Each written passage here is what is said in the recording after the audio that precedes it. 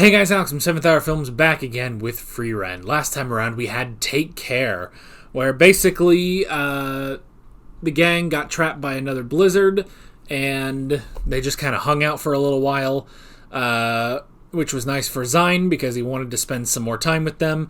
But at the end of that, they did go their separate ways, with him departing to find Gorilla.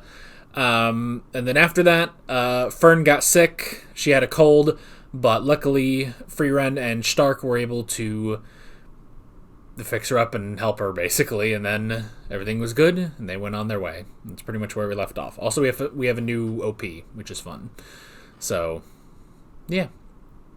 We took a break last week. I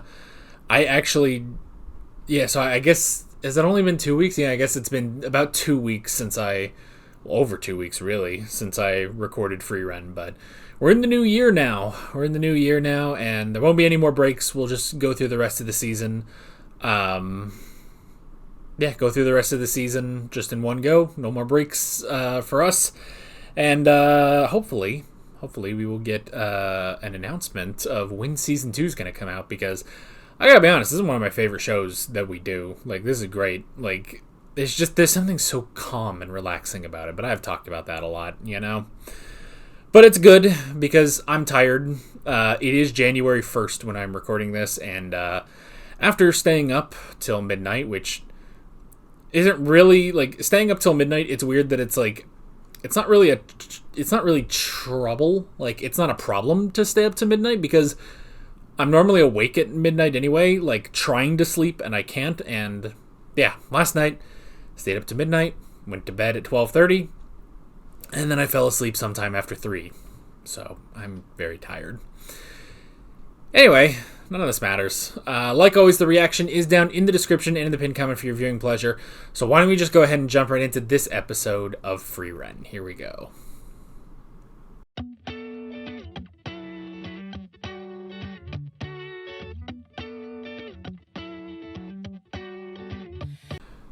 You know what I like?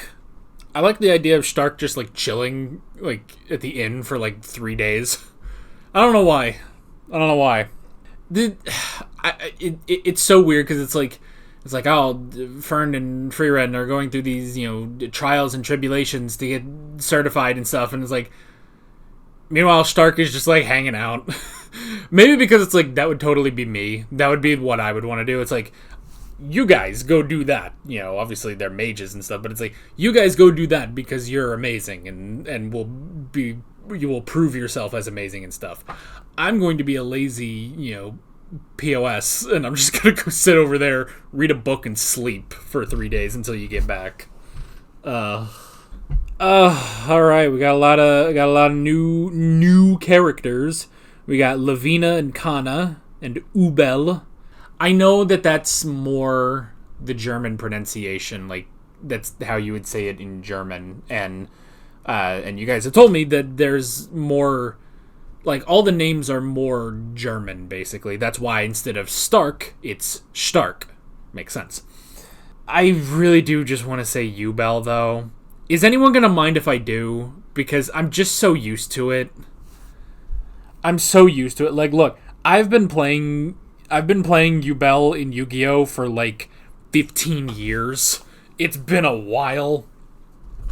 I will admit, I didn't really pick up a Ubel meta deck last year, when Ubel did become meta in Yu-Gi-Oh! But I did get a lot of the cards. I got a lot of, like, the retrains and stuff, and, like, the fusion monster and stuff, and maybe someday I'll just put together a fun deck, not really a meta deck with Fiend Smith and hand traps and garbage. So, but all that to say, I do want to just say Ubel instead of Ubel. I guess I can force myself. I can force myself to say it. I mean, how long in Doctor Who did it take me to stop saying Clara and start saying Clara? You know? I don't know, man. But Ubel. It wasn't for me, Bell. It was for Ubel. That's stupid. Anyway. What are we talking about? Frieren. So, The exam, the great exam. Interesting arc we're on now. A good way to introduce new characters. I mean, like that. It's like 3 new characters all in a row. You know, we got Ubel, we got Lavina, we got Kana. They're interesting. I do like. I mean, how many times do I say this? Frieren is such a mood. She's so relaxing. Like, and her voice is like almost ASMR. So, I'm gonna have to now.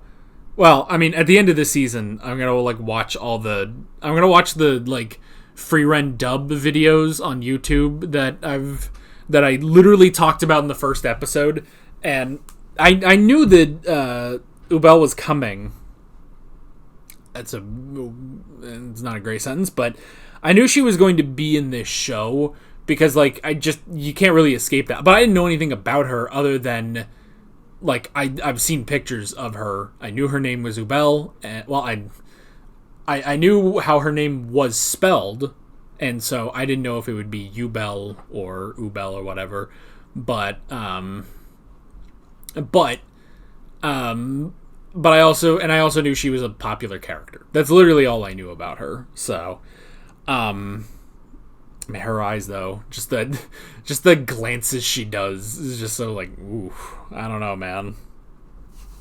But yeah, but she's interesting.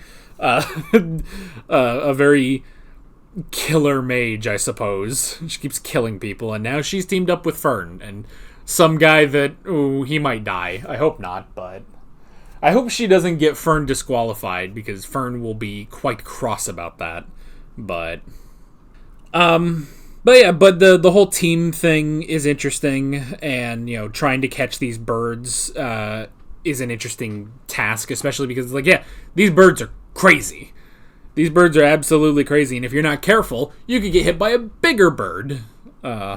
So that's really interesting. But yeah, but Lavina and Kana are also interesting characters.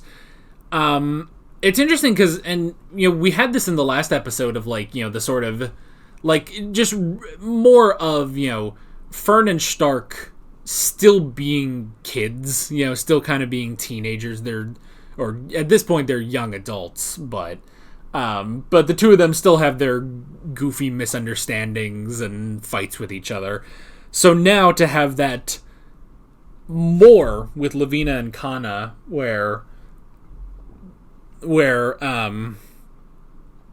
not only do they argue with each other, but they're like straight up like actually fighting each other because they hate each other. But I mean, it's an interesting thing that it's like they don't really like each other, but they at the same time they very clearly do. I don't know. Maybe they just need to bang it out. You know? I don't know. This is under the assumption they're 18, but it is a medieval world, I guess. Actually, that makes it worse technically for the two of them specifically. I'm not going anywhere with this. Let's move on.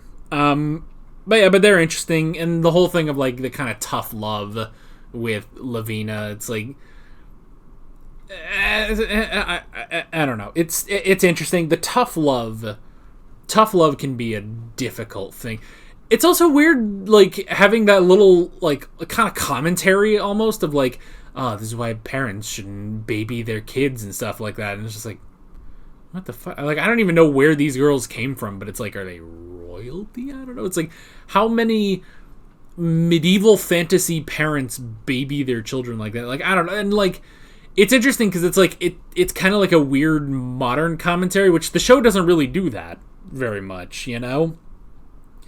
The show doesn't do that much, but to have that little line there is like, okay. Like, I don't know, maybe that's a dubism, though.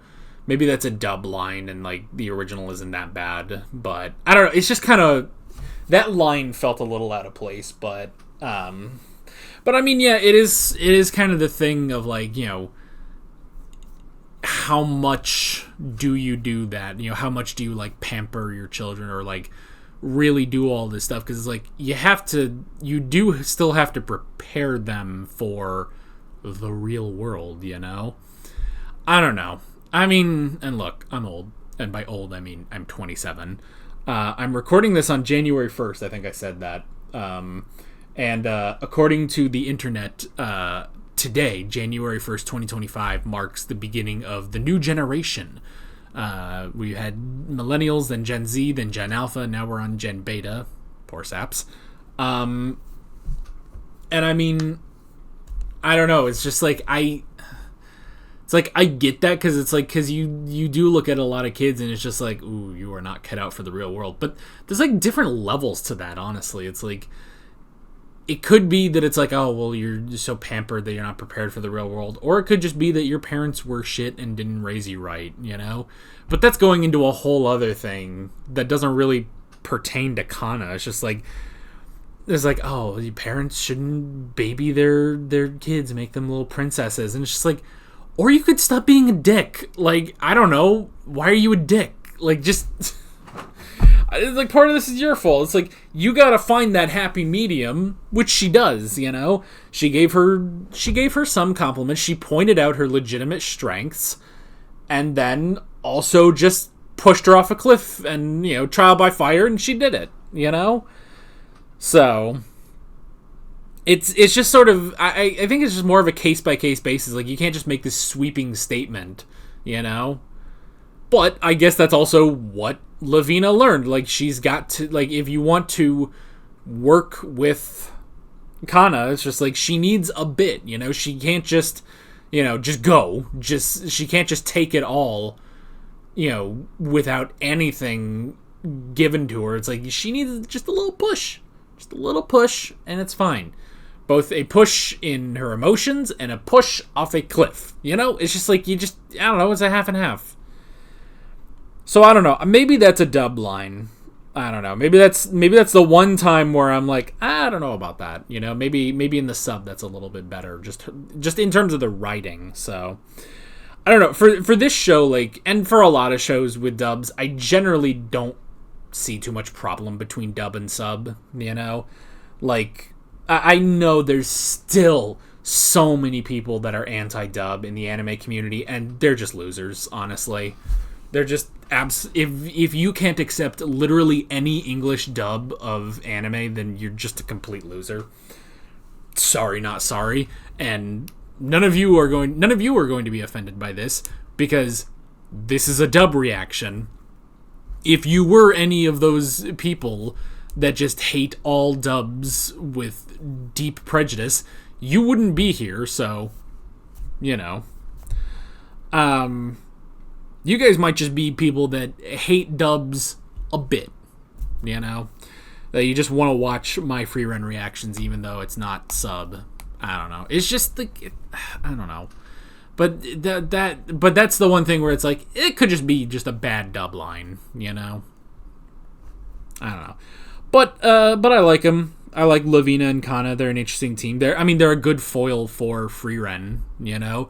That she does have to be the leader. She does have to, you know, kind of be their teacher and stuff like that. And it's like, even though she doesn't want to be. Which, again, I like that too, where it's like, you know, I really like Frieren. You know, there was it's funny, I saw like a meme on Twitter the other day, which I know makes me sound incredibly old saying it like that, but whatever. But I saw a meme on Twitter that was like, me in my 30s talking to people that are older than me, and it's like a picture of Grogu from The Mandalorian, and he's like looking up, you know, at the Mandalorian and stuff, and then the next image was me in my 30s talking to teenagers, and it was just like Yoda, like in The Empire Strikes Back. He's just old and decrepit and just with a cane, like, and it's like, I get that. I totally understand that, because it's like, look, I'm 27, you know?